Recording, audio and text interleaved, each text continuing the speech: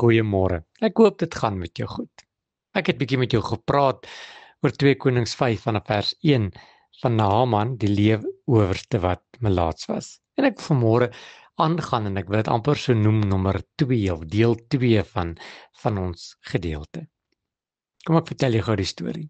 Jy ken dit. Naaman was melaats en 'n klein dogtertjie sê vir hom om 7 keer in die Jordaan te gaan bad. En nadat hy dit gedoen het en hy uit die Jordaan het opgeklim het, besef hy dat hy is genees.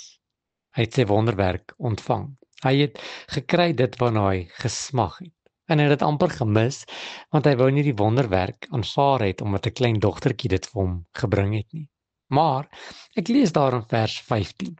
Hy sê, toe draai om na die man van God. Hy sê, en hy het sy hele gevolg en het hom ingekom en voor hom gaan staan en gesê, kyk, nou weet ek dat daar geen God op die hele aarde is nie, behalwe in Israel. Neem dan nou tog u geskenke aan van u dienaar. Hoor gou weer. Hy sê, kyk, nou weet ek dat daar geen God op die hele aarde is nie, behalwe in Israel. Sjoe, kan ek vanmôre so 'n bietjie profeties oor jou lewe praat? Miskien sit jy vanmôre met 'n probleem in jou lewe. Miskien het jy vanmôre 'n siekte of 'n finansiële krisis. Miskien is jy besig om onder te gaan. Miskien is jou vrede besig om gesteel te word.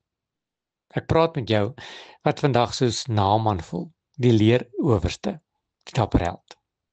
Maar ek leer iets hierso. Ten spyte van wie hy is en van wat hy gedoen het, en kom die Here en hy raak hom aan. En sien, want God is nie 'n aannemer van persoon nie. En wat hy vir my doen, doen hy ook vir jou, so ook vir Naaman. Maar toe Naaman ontdek dat hy genees is, dat hy sy oorwinning gekry het, toe kon hy nie anders as om getuig dat daar is geen ander God as die God wat in Israel is nie. Daar's geen ander God wat wonders kan doen en wat siektes kan genees en wat kan red en vergewe nie. Ek weet nie hoe lank moet ek en jy nog wag vir ons oorwinning nie. Hoe lank moet ons nog wag vir ons genesing nie? Maar wanneer die Here dit vir ons gaan doen en ons wonderwerke realiteit in ons lewens word, gaan ek en jy nie anders te kan as om te erken en te bely en te glo dat God die enigste God is nie. En ek wil vandag vir jou goeie raad gee. Wil jy nie vanmôre alreeds sê, Here, U ken my omstandigheid, U ken my krisis.